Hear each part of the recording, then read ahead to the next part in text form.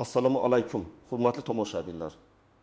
Bugun siz bilan o'ta muhim bir mavzu haqida gaplashamiz. Shunday bir mavzuki, bu sizning oila byudjetingizga katta ijobiy ta'sir ko'rsatishi mumkin. Ayniqsa hurmatli keksalarimiz, ya'ni nafaqaxo'rlarimiz uchun ushbu ma'lumot qimmatli. Ko'pchilik bu yangiliklardan bexabar, ammo davlatimiz bu oyda nafaqaxo'rlar uchun yangi va juda foydali dasturlarni ishga tushirdi. Bu imkoniyatni qo'ldan boy bermaslik kerak. Shu sababli videoni bir soniya ham o'tkazib yubormasdan oxirigacha ko'rishingizni tavsiya qilaman. Hozirda kanalimizga obuna bo'lishni va videoga like bosishni unutmang. Bu ma'lumotlarni ko'proq odamlar ko'rishi uchun muhim. Keling, bu qanday dasturlar ekanligini birgalikda batafsil ko'rib chiqamiz. Avvalgi tizimda ko'plab nafaqaxo'rlarimiz o'zlarining shaxsiy imtiyozlaridan to'liq xabardor emas edilar. Mavjud yordam dasturlari juda ko'p hollarda tarqoq, murakkab va hujjatlar yig'ish jarayoni og'ir bo'lganligi sababli ko'pchilik ulardan foydalana olmasdi. Misol uchun, ilgari kommunal xizmatlar uchun imtiyoz olish uchun bir nechta idoralarga borib, uzun navbatlarda turishga to'g'ri kelardi. Har bir xizmat turi uchun alohida hujjat to'plash, ularni tasdiqlatish va keyin natijani kutish jarayoni yoshi ulug' insonlar uchun chindan ham qiyinchilik tug'dirardi. Ko'p hollarda yordamdan foydalanish muddati tugab qolar yoki hujjatlarda biron bir kichik xatolik tufayli arizalar rad etilardi. Bu esa ko'plab nafaqaxo'rlarda davlat yordamiga nisbatan ishonchsizlik va tushkunlikni keltirib chiqarardi. Ular baribir foydasi yo'q yoki bizga bermaydilar degan xulosaga kelib, o'zlarining qonuniy imtiyozlaridan voz kechishga majbur bo'lishardi. Ammo hozir vaziyat butunlay o'zgardi. Prezidentimizning shaxsan tashabbusi bilan va hukumatimizning joriy oyda qabul qilgan yangi qarorlari asosida nafaqaxo'rlarimizga qaratilgan bir nechta muhim ijtimoiy qo'llab-quvvatlash dasturlari joriy etildi. Bu dasturlar avvalgi muammolarni bartaraf etishga qaratilgan bo'lib, nafaqaxo'rlarning hayot sifatini yaxshilash, ularning moddiy ahvolini mustahkamlash va eng asosiysi, ularning huquqiy va ijtimoiy himoyasini kuchaytirishni maqsad qilgan. Eng katta o'zgarishlardan biri shundaki, endi arizalarni topshirish va imtiyozlardan foydalanish jarayoni sezilarli darajada soddalashtirildi. Axborot texnologiyalaridan keng foydalanish orqali ko'p hollarda hujjatlarni to'plash va ularni bir idoradan ikkinchisiga olib borish zarurati yo'qoldi. Bu yangiliklar aynan hozir, ya'ni shu oyning o'zida kuchga kirdi va siz ulardan foydalanishni kechiktirmasligingiz kerak. Keling, har bir dasturni alohida juda batafsil tahlil qilib chiqamiz. Birinchi va eng muhim dastur bu kommunal xizmatlar uchun yangi subsidiya tizimi. Bilamizki, har oy uy-joy kommunal xizmatlari uchun to'lovlar nafaqaxo'rlar byudjetining sezilarli qismini tashkil etadi. Bu yangi dastur aynan shu yukni yengillashtirishga qaratilgan. Kimlar ushbu dasturdan foydalana oladi? Asosan, ushbu subsidiya tizimi nafaqaxo'rlarga, ya'ni belgilangan pensiya yoshiga yetgan fuqarolarimizga mo'ljallangan. Ammo shuni ta'kidlash kerakki, faqatgina pensiya yoshida bo'lishning o'zi yetarli emas. Dastur oilaning jami daromadi, yashash sharoitlari va oila tarkibini hisobga olgan holda aniqlanadi. Ya'ni subsidiya asosan moddiy ahvoli nisbatan past bo'lgan, daromadi belgilangan minimumdan oshmaydigan yoki oilasida nogironligi bo'lgan shaxslar mavjud bo'lgan nafaqaxo'rlarga beriladi. Bu degani, agar sizning oilangizda faqat bir nafar nafaqaxo'r bo'lsa va uning pensiyasidan tashqari boshqa daromad manbai bo'lmasa, demak, siz ushbu dasturdan foydalanish imkoniyatiga ega bo'lasiz. Kimlar uchun bu dastur ayniqsa muhim? Bu ayniqsa bir o'zi yashovchi nafaqaxo'rlar, boquvchisini yo'qotgan nafaqaxo'rlar va nafaqadan boshqa daromadi bo'lmagan oilalar uchun juda dolzarb. Shuningdek, oilasida nogironligi bor farzandi yoki qarindoshi bo'lgan nafaqaxo'rlar ham ustuvor tartibda ko'rib chiqiladi. Agar sizning pensiyangiz oilangizning yagona daromad manbai bo'lsa va sizning bir oylik kommunal to'lovlaringiz pensiyangizning 25% dan oshib ketsa, bu dastur siz uchun hayotiy ahamiyatga ega bo'lishi mumkin. Endi konkret misollarga o'tamiz. Misol, yolg'iz yashovchi Zulfiya xola. Zulfiya xola 75 yoshda yolg'iz yashaydi. Oylik pensiyasi 1.200.000 so'm. Har oy kommunal to'lovlar, elektr, gaz, suv chiqindi uchun jami 120.000 so'm to'laydi. Bu uning pensiyasining deyarli 35%ni tashkil etadi. Yangi dastur bo'yicha agar uning daromadi belgilangan minimumdan past bo'lsa, masalan, aholi jon boshiga minimal iste'mol xarajatlaridan kam bo'lsa, u kommunal xizmatlar uchun subsidiya olish huquqiga ega bo'ladi. Bu subsidiya uning umumiy kommunal to'lovlarining 7% qismini qoplashi mumkin. Ya'ni Zulfiya xola 20 ming so'mdan 220 ming so'mgacha tejashi mumkin. Bu uning oziq-ovqat yoki dori-darmon xarajatlari uchun qo'shimcha mablag' degani. Uning holatida arizasi avtomatik tarzda ko'rib chiqiladi. Chunki u yolg'iz yashovchi nafaqaxo'r hisoblanadi va daromadi aniq. Ikki misol. Ikkita nafaqaxo'r yashovchi oila. Toshmat aka va Fotima opa turmush qurgan ikkalasi ham nafaqaxo'r. Ularning jami oylik daromadi 2 million so'm. Kommunal to'lovlari issiqlik mavsumida 600 ming so'mga yetadi. Bu ularning umumiy daromadining 30% tashkil qiladi. Dasturga ko'ra, agar oiladagi kishi boshiga to'g'ri keladigan daromad belgilangan me'yordan oshmasa, ular ham subsidiyaga ega bo'lishlari mumkin. Masalan, agar 2 kishilik oila uchun minimal iste'mol xarajatlari me'yori 2 million 600 ming so'm bo'lsa, ularning daromadi bu me'yordan kam bo'lganligi sababli ular ham subsidiya olishlari mumkin. Ularga kommunal to'lovlarning qaysidir foizi, masalan, 30% miqdorda subsidiya ajratilishi mumkin. Bu degani 6 ming so'mning 30% 1 ming so'm tejash imkoniyati mavjud. Uch misolga. O'zining farzandlari bilan yashovchi nafaqaxo'r. Gulnora opa 68 yoshda, u o'zining 2 nafar katta yoshli, lekin vaqtincha ishsiz farzandlari bilan yashaydi. Pensiyasi 20 million 300 ming so'm. Farzandlarining rasmiy daromadi yo'q. Oilaning umumiy kommunal to'lovlari 700 ming so'm. Dastur shartlariga ko'ra oilaning har bir a'zosi hisobga olinadi. Agar Gulnora opaning farzandlari vaqtincha ishsiz bo'lsalar, ular ham aholi jon boshiga minimal iste'mol xarajatlari me'yordan kelib chiqqan holda oilaning umumiy daromadi hisob-kitobda ishtirok etadilar. Bu holda Gulnora opaning oilasi 3 kishidan iborat bo'lgan sababli ularning jami daromadi har bir kishiga minimal me'yordan kam bo'lishi kerak. Agar ularning jami daromadi faqatgina Gulnora opaning pensiyasidan iborat bo'lsa, 1 million 300 ming so'm va 3 kishilik oila uchun minimal daromad. Aytaylik 3 million 900 ming so'm bo'lsa, demak ular ham ushbu subsidiyaga mutlaq haqli bo'ladilar. Ular ham kommunal to'lovlarning bir qismidan ozod qilinishi mumkin. Bu dastur nafaqaxo'rlarga nafaqat moliyaviy yordam beradi, balki ularga qulaylik yaratishga ham qaratilgan. Hozirda arizalarni topshirish jarayoni to'liq raqamlashtirilgan. Ikkinchi muhim dastur bu dori-darmon va tibbiy xizmatlar uchun imtiyozli dastur. Bu dastur ayniqsa surunkali kasalliklarga chalingan, doimiy dori-darmonlarga muhtoj bo'lgan nafaqaxo'rlarimiz uchun juda qimmatli. Yangi dasturga ko'ra, davlat tomonidan tasdiqlangan maxsus ro'yxatdagi kasalliklarga chalingan nafaqaxo'rlar belgilangan tartibda ma'lum dorilarni tekin yoki sezilarli chegirma bilan olish imkoniyatiga ega bo'ladilar. Shuningdek, ularga birlamchi tibbiy sanitariya yordam muassasalarida, poliklinikalarda ba'zi diagnostik tekshiruvlar va mutaxassis shifokorlar ko'rigi bepul amalga oshiriladi. Kimlar ushbu dasturdan foydalana oladi? Birinchi navbatda nafaqaxo'r bo'lishingiz kerak. Ikkinchidan, davlat tomonidan tasdiqlangan kasalliklar ro'yxatidan biron bir surunkali kasallik mavjudligi to'g'risida tibbiy xulosa bo'lishi shart. Bu ro'yxatda odatda qandli diabet, gipertoniya, yurak ishemik kasalligi, bronxial astma kabi keng tarqalgan surunkali kasalliklar bo'ladi. Ro'yxatni siz yashash joyingizdagi poliklinikadan yoki davlat xizmatlari markazidan olishingiz mumkin. Konkret misollar, bir misol. Qandli diabet bilan og'rigan Murod aka. Murod aka 70 yoshda, ko'p yillardan buyon qandli diabet bilan og'riydi. Har oy insulin va boshqa zarur dorilar uchun kamida 300 ming so'm xarajat qiladi. Yangi dasturga ko'ra Murod aka poliklinikasiga murojaat qilib, ushbu kasallik bo'yicha imtiyozli ro'yxatga kiritilishi mumkin. Ro'yxatga kiritilgach, u davlat hisobidan yoki sezilarli chegirma bilan insulin va boshqa zarur preparatlarni olish huquqiga ega bo'ladi. Bu unga har oyda 100 ming so'm tejash imkonini beradi. Bundan tashqari, unga muntazam shifokor nazorati va ba'zi tahlillar bepul o'tkaziladi. Ikki misol. Gipertoniya va yurak kasalligi bor Meri opa. Meri opa 72 yoshda, qon bosimi balandligi, gipertoniya va yurak kasalligi bor. Har kuni dori ichishga majbur. Yangi dastur orqali Mehri opa ham poliklinikasiga murojaat qilib, tegishli ro'yxatga kiritilishi mumkin. Bu unga gipertoniya uchun zarur bo'lgan dorilarni, masalan, qon bosimini tushiruvchi preparatlarni davlat hisobidan yoki arzonlashtirilgan narxlarda olish imkoniyatini yaratadi. Shuningdek, kardiolog ko'rigi va EKG tekshiruvi kabi xizmatlar ham unga bepul taqdim etilishi mumkin. Uch misol, ko'p yillik astma bilan o'rgan Sodiq aka.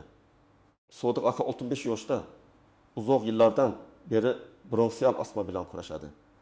Nafas qisishi xurujlarini oldini olish uchun doimiy ravishda ingalyatorlar va boshqa dori vositalaridan foydalanadi. Yangi tibbiy imtiyozlar dasturi doirasida Sodiq aka ham oilaviy poliklinika orqali ro'yxatdan o'tib, astma kasalligi uchun maxsus dorilarni imtiyozli ravishda olish huquqiga ega bo'ladi. Shuningdek, unga pulmonolog ko'rigi va o'pka faoliyatini tekshirish kabi ba'zi tashxis xizmatlari ham davlat hisobidan taqdim etilishi mumkin. Uchinchi dastur bu bir martalik moddiy yordam dasturi. Bu dastur moddiy ahvoli o'ta og'ir bo'lgan, ijtimoiy himoyaga muhtoj nafaqaxo'rlarimizga mo'ljallangan. Bu yordam bir martalik bo'lib, uning miqdori har bir holatda individual ravishda oilaning daromadi, yashash sharoitlari va ehtiyojlarining dolzarbligini hisobga olgan holda belgilanadi. Masalan, agar sizning uyingizda yong'in sodir bo'lgan bo'lsa yoki oilangiz a'zolaridan biri og'ir kasallikka chalingan bo'lsa, bu dastur orqali sizga bir martalik moliyaviy yordam ko'rsatilishi mumkin. Kimlar ushbu dasturdan foydalana oladi? Asosan bu dastur quyidagi shaxslarga qaratilgan. O'ta og'ir ijtimoiy sharoitlarda yashayotgan yolg'iz nafaqaxo'rlar, boquvchisini yo'qotganlar, oilasida nogironlik bo'lgan a'zosi mavjud bo'lgan oilalar, kutilmagan favqulodda vaziyatlar, tabiiy ofatlar, yong'inlar, og'ir kasalliklar tufayli moddiy zarar ko'rgan nafaqaxo'rlar. Konkret misollar. Bir misol. Uyida yong'in chiqqan Botir ota 80 yoshda yolg'iz yashaydi. Uyida yong'in chiqib, uyining bir qismi yaroqsiz holga kelgan. Botir otaning pensiyasi kichik, uyini tiklashga qurbi yetmaydi. Yangi dastur orqali Botir ota o'z mahallasi orqali tegishli hujjatlarni, yong'in dalolatnomasi, uyiga yetkazilgan zarar hisobi taqdim etib, bir martalik moddiy yordam olish uchun ariza topshirishi mumkin. Unga masalan 5 million so'mgacha yordam ajratilishi mumkin. İki misol, og'ir kasallik tufayli operatsiya talab qilinadigan nabirasi bor Dilfuza opa. Dilfuza opa 6-7 yoshda nabirasi bilan yashaydi. Nabirasida jiddiy kasallik aniqlangan va zudlik bilan qimmatbaho operatsiya talab qilinadi. Oilaning boshqa daromadi yo'q. Dilfuza opa tibbiy xulosa va boshqa kerakli hujjatlarni to'plab bir martalik moddiy yordam so'rab murojaat qilishi mumkin. Unga aytaylik 1 million so'mga yaqin moddiy yordam ajratilishi mumkin. Bu operatsiya xarajatlarining bir qismini qoplashga yordam beradi. Har qanday dasturda bo'lgani kabi. Bu yangi dasturlarda ham o'ziga xos istisnolar, e'tibor berish lozim bo'lgan nuanslar va yuzaga kelishi mumkin bo'lgan ba'zi to'siqlar mavjud. Ularni bilish sizga jarayonni tushunishda yordam beradi. Kommunal xizmatlar subsidiyalari bo'yicha istisnolar va nuanslar. Daromad me'yorlari. Subsidiya olish uchun oilaning aholi jon boshiga to'g'ri keladigan umumiy daromadi belgilangan minimal iste'mol xarajatlari miqdoridan oshmasligi kerak. Bu me'yor har bir viloyat, shahar uchun farq qilishi va yangilanib turishi mumkin. Shuning uchun ariza topshirishdan oldin mahalla va oilani qo'llab-quvvatlash bo'limidan yoki davlat xizmatlari markazidan aniq me'yorlarni so'rab olishingiz muhim. Oilada yashovchi ishlaydigan farzandlar yoki boshqa oila a'zolarining daromadlari ham umumiy daromadga qo'shiladi va bu sizning subsidiyaga bo'lgan huquqingizga ta'sir qilishi mumkin. 2. Mulkka egalik.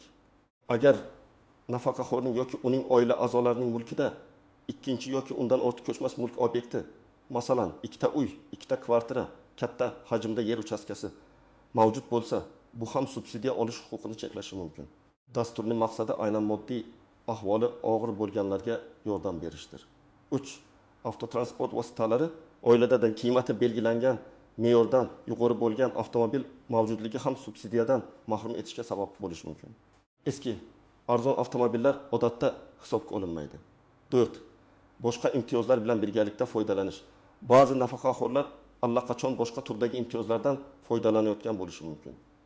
Yangi subsidiya tizimi bu imtiyozlarni bekor qilmaydi, balki ularga qo'shimcha bo'lishi mumkin. Ammo ba'zi hollarda bir xil turdagi imtiyozlar bir-birini qoplashi mumkin. Shuning uchun aniqlashtirish uchun davlat xizmatlari markaziga murojaat qilish kerak. Dori-darmon va tibbiy xizmatlar imtiyozlari bo'yicha nuanslar. Ro'yxatdagi kasalliklar. Imtiyozli dori-darmonlar faqatgina davlat tomonidan tasdiqlangan kasalliklar ro'yxatiga kiritilgan kasalliklar uchun beriladi. Agar sizning kasalligingiz bu ro'yxatda bo'lmasa, ushbu dastur orqali imtiyoz ola olmaysiz. Ro'yxatni mahalliy poliklinika yoki tibbiyot tashkilotlari xodimlaridan so'rab olishingiz shart. Bu ro'yxat vaqti bilan o'zgarishi mumkin. 2. Dori-darmonlarning mavjudligi barcha dorilar ham ro'yxatga kiritilmagan bo'lishi mumkin. Agar dori imtiyozli dorilar ro'yxatida bo'lmasa, shifokoringiz bilan maslahatlashib, imtiyozli ro'yxatdagi analog dori vositalarini topish imkoniyatini ko'rib chiqishingiz mumkin. Uchun cheklovlar. Ba'zi dori darmonlar uchun miqdoriy cheklovlar bo'lishi mumkin. Bu asosan suiiste'molchilikning oldini olishga qaratilgan. 4. Mutaxassis shifokor xulosasi. Imtiyozli tibbiy xizmatlardan foydalanish uchun albatta mutaxassis shifokorning yozma xulosasi va yo'llanmasi bo'lishi shart.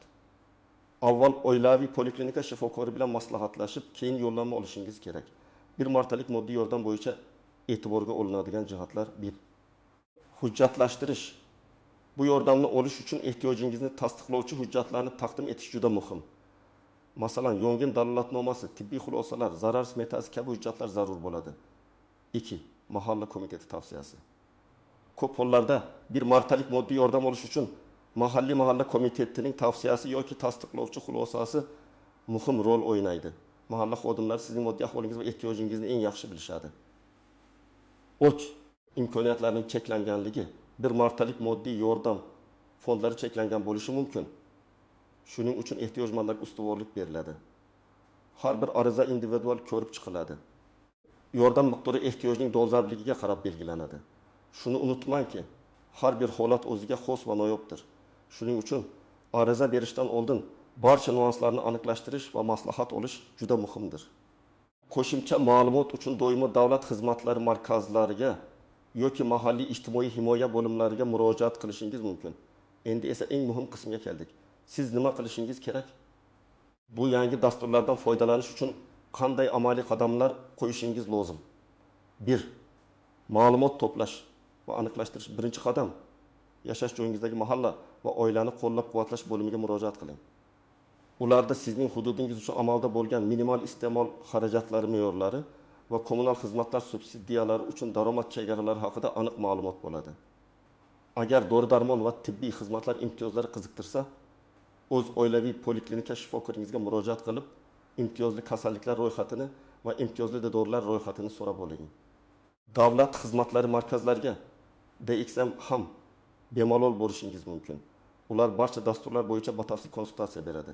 2. Kerakli hujjatlarni tayyorlash, identifikatsiya hujjatlari. Pasportingiz asl nusxasi va nusxasi. Daromad to'g'risida ma'lumot, pensiya miqdori haqida ma'lumotnoma. Agar oilangizda ishlaydigan a'zolar bo'lsa, ularning daromadlari haqida ma'lumotnomalar. Agar kimdir ishsiz bo'lsa, bu haqda bandlikka ko'maklashish markazidan ma'lumotnoma olishingiz kerak. Oilaviy ahvol to'g'risida turmush qurganlik haqidagi guvohnoma, tug'ilish haqidagi guvohnomalar agar farzandlaringiz bo'lsa. Tibbiy hujjatlar, tibbiy imtiyozlar uchun, kasallik tarixi, shifokor xulosalari, dori-darmonlar uchun retseptlar, maxsus holatlar uchun, bir martalik moddiy yordam uchun yong'in dalolatnomasi, tibbiy xulosa, zarar hisoboti kabi hujjatlar, o'ch ariza topshirish, eng sodda yo'l davlat xizmatlari markazlari DXM orqali. Yuqoridagi hujjatlar bilan o'zingizga eng yaqin DXM ga boring. U yerdagi xodimlar sizga arizani to'ldirishda yordam beradi va barcha kerakli ma'lumotlarni elektron tizimga kiritadi. Onlayn ariza yagona interaktiv davlat xizmatlari portali MyDoc.uz orqali. Agar sizda internetdan foydalanish imkoniyati bo'lsa va kompyuter soatxonligingiz yetarli bo'lsa, MyConcaf.uz portalidan ro'yxatdan o'tib tegishli arizani onlayn to'ldirishingiz va elektron imzo bilan tasdiqlashingiz mumkin. Mahalla va oilani qo'llab-quvvatlash bo'limi orqali bir martalik moddiy yordam uchun asosan shu bo'lim orqali murojaat qilish afzalroq. 4. Kutish va javob olish. Ariza topshirilgandan so'ng u belgilangan muddatda ko'rib chiqiladi. Odatda 15 ish kuni ichida. Arizangiz natijasi haqida sizga SMS orqali yoki DXM orqali xabar beriladi. Hech qanday qiyinchilikdan cho'chimang. Davlatimiz sizga yordam berishga tayyor. Shunchaki birinchi qadamni qo'yishingiz kerak. Aziz tomoshabinlar, bugun biz ushbu oyda ishga tushirilgan nafaqaxo'rlarimiz uchun mo'ljallangan muhim davlat dasturlarini batafsil ko'rib chiqdik. Kommunal xizmatlar uchun subsidiyalar, dori-darmon va tibbiy xizmatlar uchun imtiyozlar, shuningdek bir martalik moddiy yordam. Bularning barchasi sizning hayotingizni yengillashtirishga qaratilgan. Bu imkoniyatlardan albatta foydalaning. Ma'lumotni tarqating. Chunki ko'plab keksalarimiz bu haqda bilmaydilar. Bu videoni ko'plab odamlar ko'rishi uchun like bosing va do'stlaringizga ulashing. Sizning fikrlaringiz biz uchun juda muhim. Shuning uchun kommentariyalarda o'z savollaringizni va fikrlaringizni yozib qoldiring. Kanalimizga obuna bo'lishni unutmang. Chunki oldinda sizni yana ko'plab foydali va muhim ma'lumotlar kutmoqda. Davlatimiz g'amxo'rligidan unumli foydalaning.